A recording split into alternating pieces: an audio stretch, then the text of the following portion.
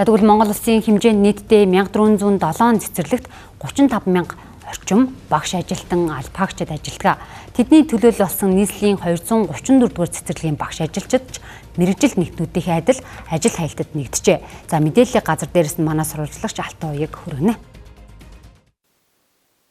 Энэ төлөвлөлтийн сурвалжлах мэдээллийг бодит байдал дээрээс хүргэх зорилгоор нийслэлийн 234 дугаар цэцэрлэг дээр ирээд байна. Энэ цэцэрлэгийн хувьд багш ажилчид бөөнөрөө нэгдэн өнөөдрөөс эхлэн тодорхойгүй хугацаагаар ажил хаялт зарлаж байгаагаа илэрхийлж байгаамаа.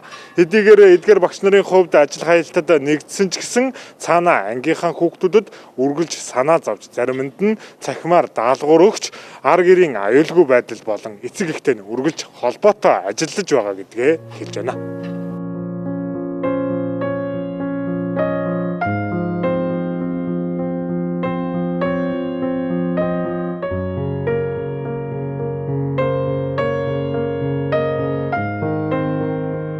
Бидний ажил хаялт бол тодорхой хугацаа байхгүй.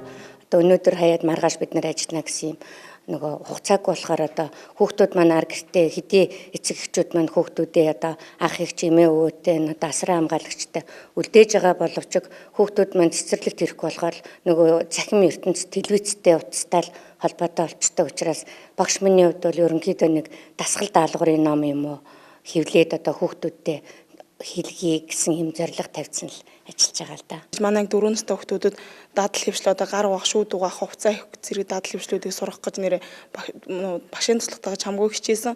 Одоо тэдгээрийг одоо энэ ажил хаялтаас үүдэлтэй одоо гэртээ нөгөө зарим эцэг гэр бүлийн орчинд давтахгүй байх, хараа хяналтгүй орхих, хэд дэлгэцийн хамааралтай болох зэрэгээс нөгөө тэр сурсан зүйлээ мартчихгүй гэсэн айдас мөн хүүхдүүдээ нөгөө гэртээ эзэнгүй үлдээд ямар нэгэн зүйлд осол хэмтэл өрчихгүй гэсэн айдас хүс маш их байгаа учраас бүлгийнхаа нөгөө эцэгчүүдийн чат групп, цахим маягаар цахим группээр маш их одоо зөвлөмж мэдээлэл хүргэж байгаа хүүхдүүд маань ямар нэг эрсдэл гарчихгүй гэсэн одоо өдөр болгон төвшөртэй л ажиллаж байна. Одоо хурдан нөгөө энэ цалин мөнгөний асуудлаа шийдээд ажиллаа хийж одоо хүүхдүүдээ сургууж хүмүүжүүлмээр байна.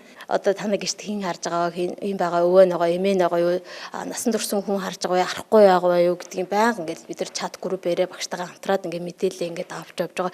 Хитэ ажил хайж байгаа ч гэсэн хүүхдүүдээ байнга л бид нар ингээд санаа тавиастай байгаа аахгүй. Өөрийн хүүхдээ санаа тавихаас илүү ангийнхаа хүүхдүүдэд санаа зовж яаж юм да.